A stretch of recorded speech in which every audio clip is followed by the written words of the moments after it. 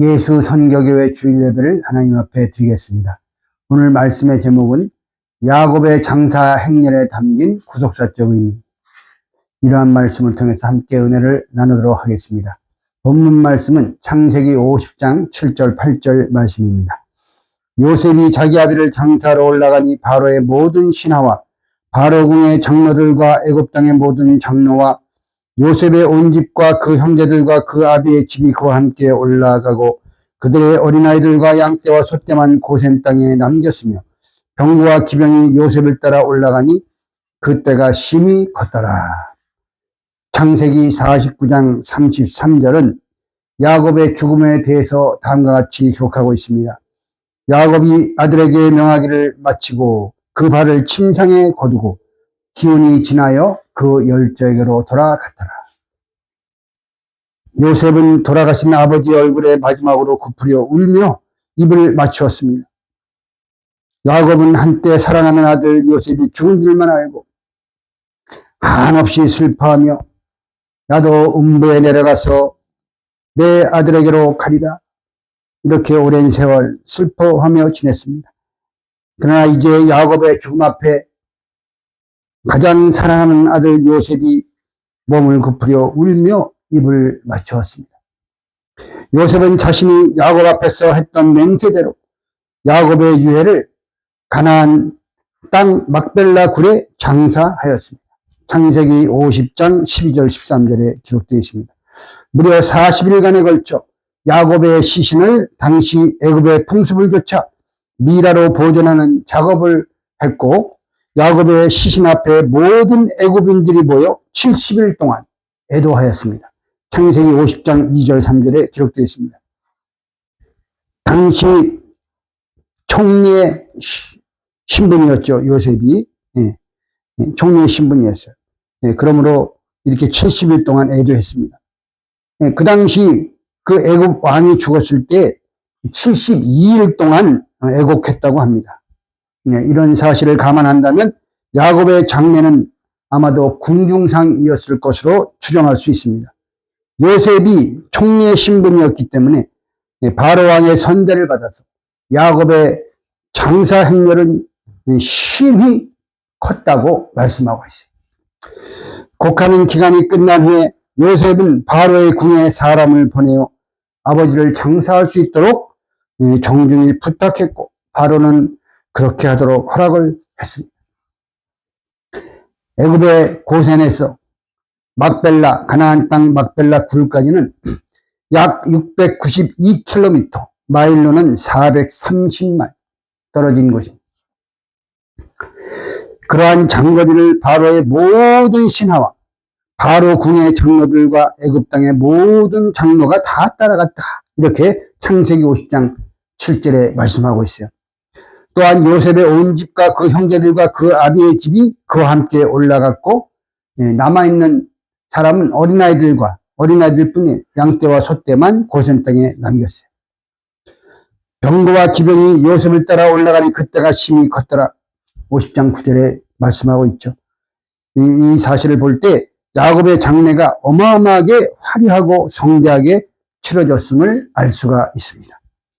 창세기 50장은 장엄한 야곱의 장사 행렬의 외적 모습을 자세하게 말씀해 주고 있어요. 성경에서 이처럼 상세하고 웅대하며 존경스럽게 기록된 장례는 다시는 없을 것입니다.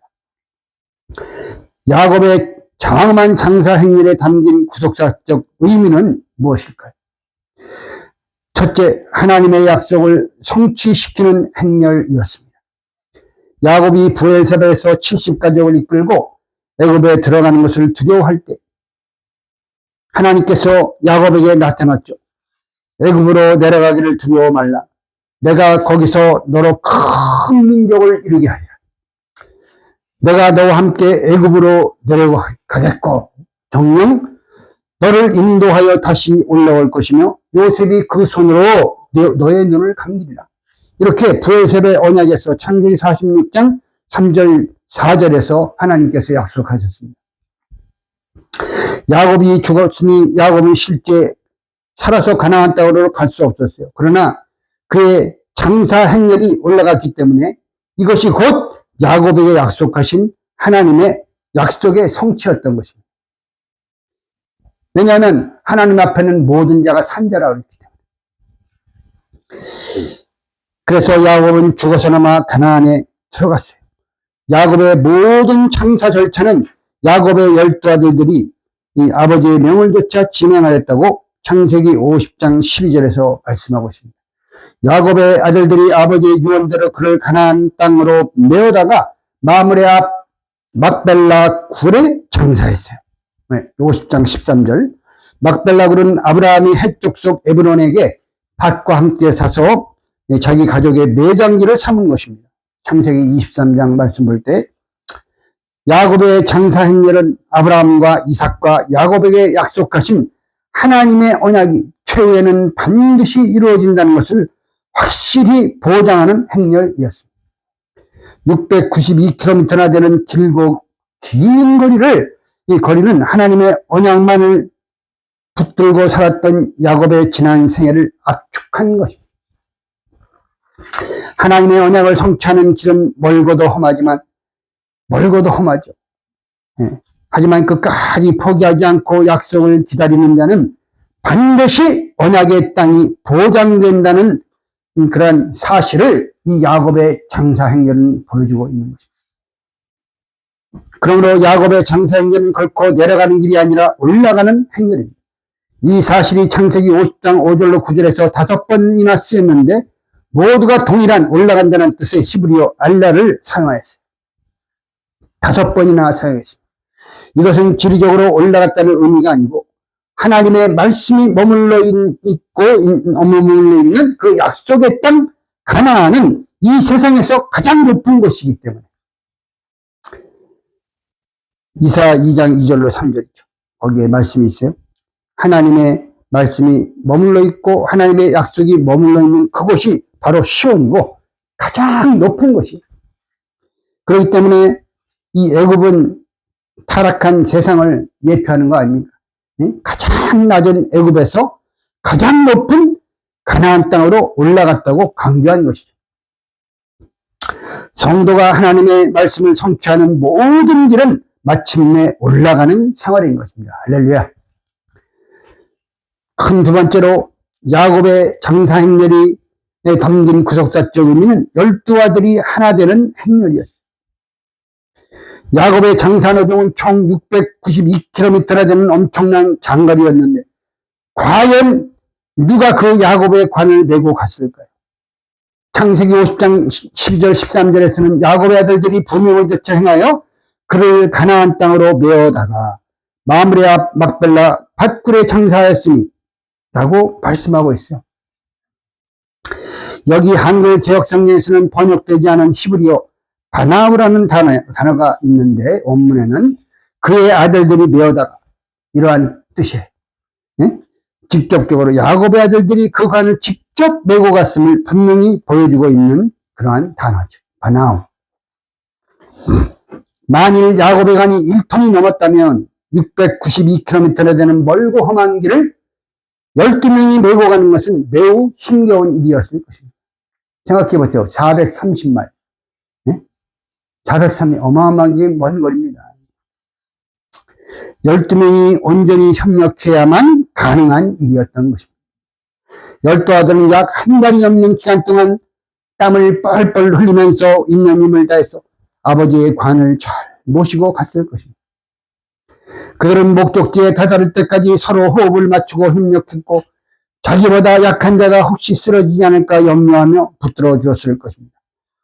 그 이전에는 티격태격 싸우고 네가 잘났네 내가 잘났네 팔아 넘기고 모함도 했죠. 아버지의 전사를 통해 마음과 뜻이 하나로 뭉치게 된 것입니다. 아버지가 남기신 언약의 말씀을 중심으로 하나 되어 협력하고 이해하고 사랑하며 용서하였습니다. 이로써 이스라엘이라고 불리는 최초의 언약의 공동체가 형성된 것입니다.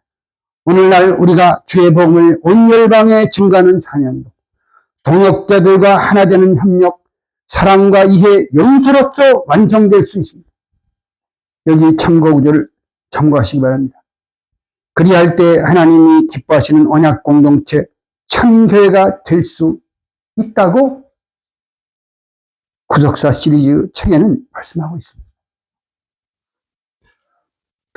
큰 세 번째, 회개에 각성하는 큰 애통의 행렬이었습니다. 야곱의 장사식은 12아들의 회개를 통해서 완성되었어요. 창세기 50장 10절로 11절. 그들이 요단강 건너편 아닷 타작마당에 이르러 거기서 크게 호곡하고 애통하며 요셉이 아비를 위하여 7일 동안 애곡하였으니 그 땅 거민 가나안 백성들이 아닷 마당에 애통을 보고 가로되 이는 애굽 사람의 큰 애통이라 하였으므로 그 땅 이름을 아벨 미스라임이라 하였으니 곧 요단강 건너편이라. 야곱의 장사 행렬은 왜 헤브론으로 직접 가지 않고, 쇼컷이 있어요. 그 요단강 이렇게 돌아서 요단강 건너편으로 돌아가서 갔을 거예요. 돌아서 이렇게 한 거예요. 야곱의 생애를 뒤돌아보면 그의 삶에서 중대한 사건이 있는데 바로 요단 건너편에서 그 사건이 일어났기 때문에 바로 야복강가에서 밤새 기도했죠. 그때 어떤 사람과 씨름하다가 환덕뼈가 위골된 사건을 말하는 것입니다. 아마도 요셉은 부친 야곱이 환덕뼈가 벌어지고 이스라엘이라는 새 이름을 받은 분이엘을 기념하기 위하여 요단강가 중에 야복강 근처에서 장사 행렬을 멈춰놓고 애도하는 시간을 가졌습니다. 51년 전에 야곱이 147세에 이제 죽었죠. 근데 51년 전 야곱이 96세 되던 때예요. 76세 때에 이제 바단 아람으로 도망갔다가 20년 거기 있다가 96세 때 야복강가에서 기도했거든요. 그러니까 51년 전에 아버지 야곱은 400명을 거느리고 온 에서 앞에 몸을 7번이나 땅에 굽혀 절을 하면서 사랑하는 처자식들을 위해 어떠한 굴욕도 믿음으로 감내했던 적이 있습니다. 창세기 33장 1절 3절 볼 때 12아들은 오직 믿음으로 언약만을 붙잡고 걸어가셨던 그 아버지의 깊은 사랑을 떠올리며 뜨겁게 회개하였을 것입니다. 가시 남은 나무에 바람 잘 날이 없다라는 속담처럼 자식을 12이나 두었던 야곱의 생애는 그야말로 가시덤불 같은 고난의 연속이었어요. 둘째 아들 시몬과 셋째 아들 레위의 세겜성 살육 사건으로 야곱은 그 동네에서 주목 대상이 되었죠. 그래서 숨소차 크게 쉬지 못하고 도망치듯 그곳을 빠져나와야 했습니다. 또한 막내 아들 베냐민을 낳을 때는 그 어머니 라헬이 출산의 고통 때문에 길에서 죽었죠. 심지어 첫째 아들 르우벤이 아버지의 침상을 더럽히는 통관으로 아버지의 권위가 송두리째 짓밟히기도 했습니다. 또 요셉이 죽었다는 소식을 듣고 오랜 세월 동안 이 죽은 요셉을 가슴에 묻으면서 슬퍼하며 살았습니다. 참으로 야곱의 생애는 12아들로 말미암은 가시에 찔리는 일들의 연속이었습니다. 요셉을 비롯한 12아들은 아닷 타작 마당에서 아버지의 온몸에 자신들로 인하여 박혀있는 수많은 가시들을 하나하나 빼어내는 심정으로 7일 동안 가슴을 치며 통곡하며 회개했을 것입니다. 부친 야곱이 부탁한 대로 야곱의 일생 노정을 하나하나 밟으면서 회개와 대각성을 이루게 되었던 것이죠. 아타드, 히브리어 발음은 아타드예요. 아타드는 가시나무라는 뜻입니다. 두 번이나 특별히 언급된 요단강 건너편은 히브리어로 베에베르 하야르덴이며 요단강가, 요단강 주변으로 번역할 수가 있습니다. 야곱이 자식들의 무수한 가시에 찔렸듯이 영적으로 볼 때 예수님께서도 타락한 인생들의 무수한 가시에 찔리셨습니다. 이사야 53장 5절에서 그가 찔림은 우리의 허물을 인하며 그가 상함은 우리의 죄악을 인하니라 이렇게 말씀하고 있어요. 실제로 예수님의 머리에는 가시관이 씌워졌죠.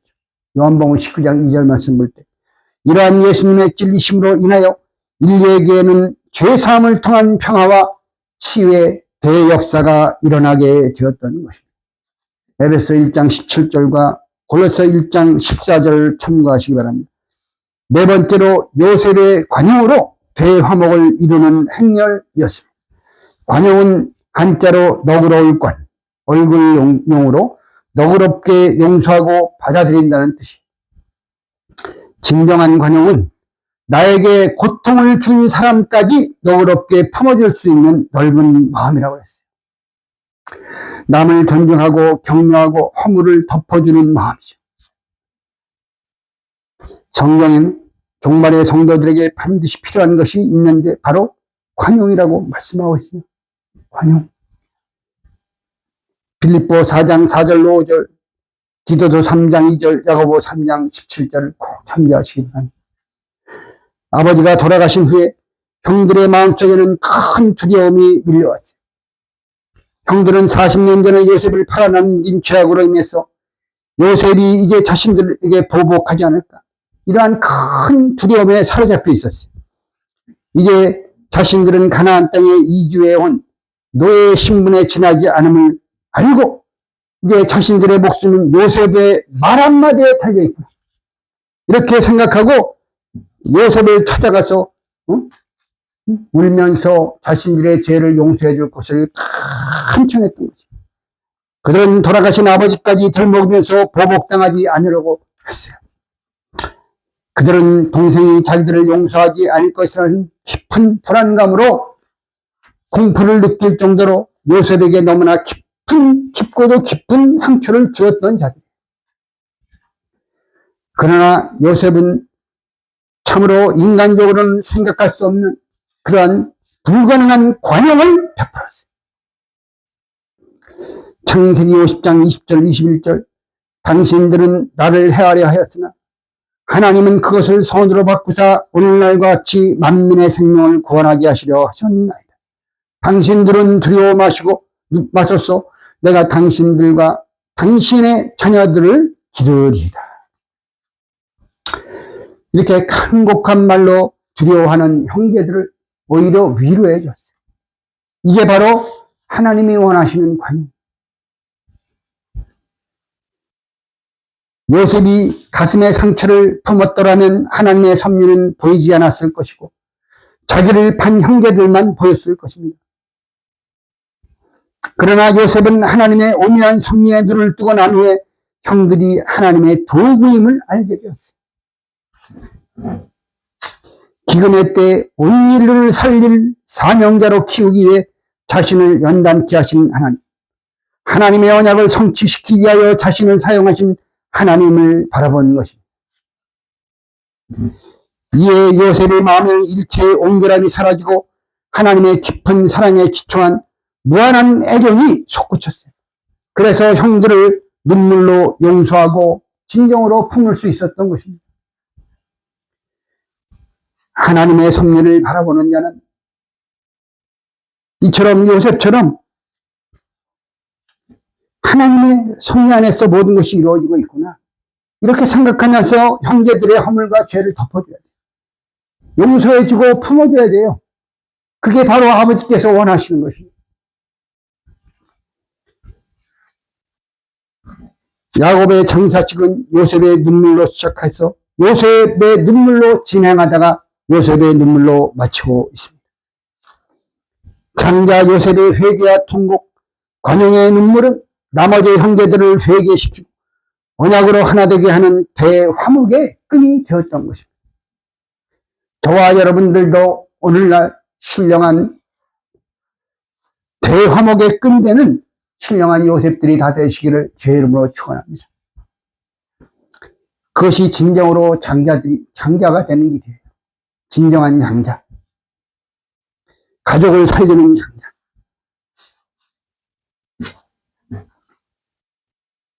그래서 이 과거의 눈물과 포용으로 형들의 모든 잘못을 처음에 만났을 때 용서해 줬죠. 지난날에. 그러나 다시 한번 지난날 그 화목시키는 것을 재확인한 것이고 화목의 절정을 이루는 바로 장면인 것입니다.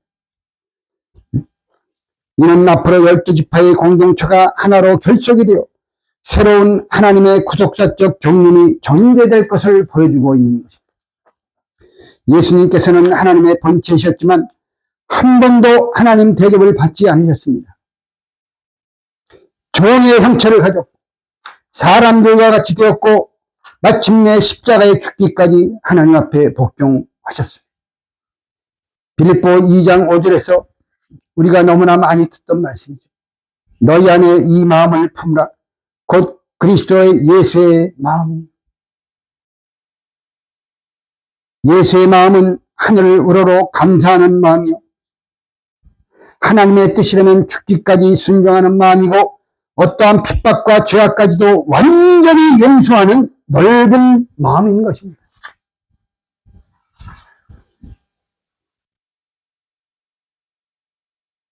요셉의 넓은 마음이 전 이스라엘 12지파의 화목과 민족적 구원의 역사가 있게 했던 것처럼 예수님의 전 우주보다 넓은 관용이야말로 십자가로 말미암아 하나님과 죄인 사이를 화목시키고 전 인류의 구원을 완성하셨던 것입니다. 가나안 주민들은 야곱의 장사한 일을 보면서 얼마나 인상 깊었는지 그곳 이름을 아벨 미스라임, 그 뜻은 애국인의 곡함, 창세기 50장 11절이요. 이렇게 그 지역의 지명을 바꿨어요. 아벨 미스라임. 야곱의 유언에 따라 그의 장래가 이토록 성대하게 치러진 것은 하나님께서 그의 후손들이 아브라함에게 약속하신 횃불 언약대로 반드시 가나안에 입성할 것을 미리 보여주기 위해서였을 것입니다. 반드시 돌아간다. 그렇다면 가나안 땅 선역으로 운구되는 야곱의 힘이 큰 장래 행렬은 무엇을 연상케 하고 있습니까? 횃불 언약의 예언대로 약 413년 후에 요셉이 죽었을 때가 주전 1859년, 이제 횃불 언약이 성취되어서 가나안으로 입성한 때가 주전 1446년. 그래서 약 413년 후에 전개될 이스라엘의 힘이 큰 출애굽의 승리의 행렬을 미리 보여주는 것이죠. 할렐루야. 또한 야곱의 시신을 가나안 땅에 있는 막벨라 굴에 장사한 것은 가나안 땅을 다시 한번 이스라엘의 소유로 인치는 상징적 의미를 가지고 있는 것입니다. 동시에 이것은 야곱을 가나안 땅으로 다시 불러 올리시겠다고 약속하신 브엘세바 언약의 성취입니다. 하나님의 언약은 반드시 성취가 되는 것입니다. 야곱은 자기 생애의 끝자락에 횃불 언약에 대한 의심 없는 믿음으로 먼 장래에 취하게 될 가나안 땅을 붙들고 숨겨갔습니다. 신령한 이스라엘인 우리 성도들은 성경에 기록된 하나님의 언약에 대한 의심 없는 믿음으로 장래에 취하게 될 신령한 가나안 땅 천국을 끝까지 굳건하게 붙들고 살아야 한다는 것을 이 야곱 이스라엘은 숨기는 그 순간까지 우리 믿는 성도들에게 선명하게 보여주고 있는 것입니다. 기도드리겠습니다.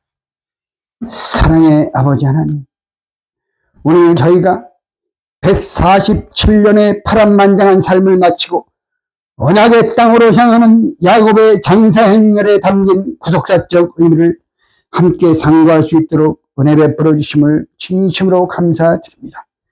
아버지 야곱의 장사식을 통하여 12 아들이 하나 되는 장면을 이처럼 생생하게 보여주신 것은 오늘날 하나님 아버지의 자녀요 형제들인 저희들이 본받아야 할 중요한 교훈인 줄로 믿습니다. 이 말씀이 글로써 멈추는 것이 아니라 우리 사랑하는 말씀의 권속들의 삶 속에서 온전히 이루어지므로 이제는 화목하고 하나 되는 우리 말씀의 권속들이 될 수 있도록 아버지여 오 대면의 은선으로 저희들을 도와주시옵소서. 이스라엘 12 아들이 아버지가 남긴 언약의 말씀을 중심으로 하나 되어 협력하고 이해하고 사랑하며 모든 죄악도 용서하고 허물을 덮어줬습니다. 그렇듯이 그래서 완전한 언약 공동체가 이루어졌습니다. 그래서 횃불 언약이 성취되었습니다. 마지막 하나님의 언약을 붙들고 사는 저희들도 그렇게 될 수 있도록 도와주시옵소서. 요셉의 관용, 예수님의 관용을 본받는 우리 말씀의 관속들이 될 수 있도록 은혜를 내려주시옵소서. 믿사옵고 존귀하신 예수님의 이름 높이 받도록 간절히 기도드리옵나이다. 아멘. 축도로서 오늘 주일 예배를 마치겠습니다. 지금은 우리 구주 예수 그리스도의 한없는 은혜와 우리 아버지 하나님의 극진하신 사랑하심과 성령님의 내적 교통 충만 인도 역사하심이 사랑하는 예수 교회 성도들 머리에가 그들의 가정과 자녀들과 직장과 사업체에 위해 사랑하는 모든 말씀의 교회들과 성도들 위해 이제로부터 영원토록 함께 있을지어다. 아멘.